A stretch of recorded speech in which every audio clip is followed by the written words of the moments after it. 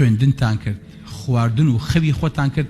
یەک خایترتان لەبیر بێ کە پێوتێ خواپەرستی بڵێ خوایە من بۆ دنیایەکی ئاوا سعادا بۆ پاشە ڕۆژێک کە خۆم کۆمەڵێ خەونم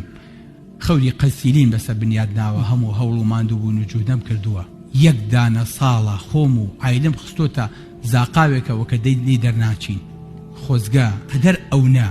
بۆ دینەکەی تۆ هەوڵێ ئەم هەموو کتێبەمان خوێن بەڵام قورئانەکەی تۆ بەو گەورەی عەزیمی ئێمەلی بێ ئاگا بووین ئینشاءڵڵا هەر تەواو بم لە 6 بە پشتیوانی خوای گەورە اینجا سەرەکەم بەسەر قورئانەکەی تۆ اینجا بەقەدەر ئەوەی کە بۆ 6 و بۆ خوێندنم کردووە ئەبێ دوو ئەونا کە ناوم ناوە مستەقبل ڵام مستەقبل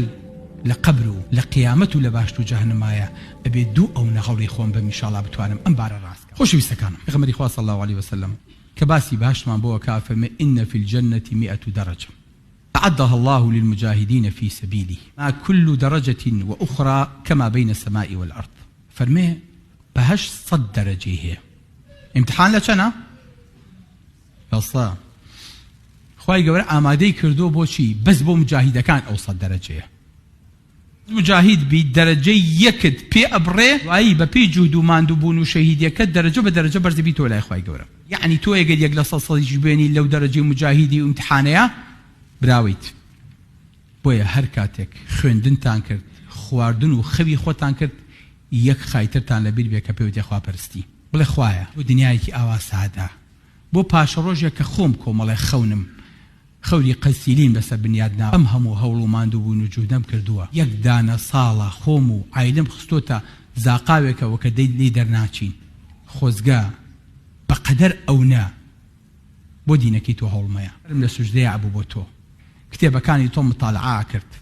قورئان مەخوێن و قورئانم لەبەرە کرد چونکە پێغەمبەری خوا صلی الله علیه وسلم فەرمێ يقال لصاحب القرآن اقرأ وارقى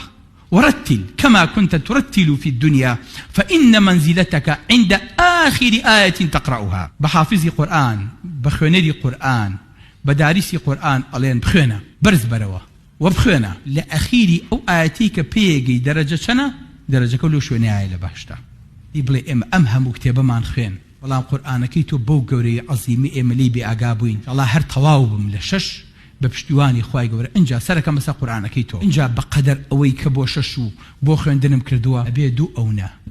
کە ناوم ناوە مستەقبل بەڵام مستەقبل لە قەبر و لە قیامەت و لە باشت و جەهەنەمایە ئەبێ دوو ئەونا هەوڵی خۆم بەم ئینشاءڵڵا بتوانم ئەم بارە ڕاستکەمەوە بۆیە هەوڵ بن ئینشاءڵڵا خۆشەویستەکانم ئەڵێ ئەوەندە ئەهلی دنیان ئەهلی دنیا تاقە ڕێژێگەر ئەوەندە ئەهلی دنیان ئەهلی دنیا تاقە ڕۆژێگەر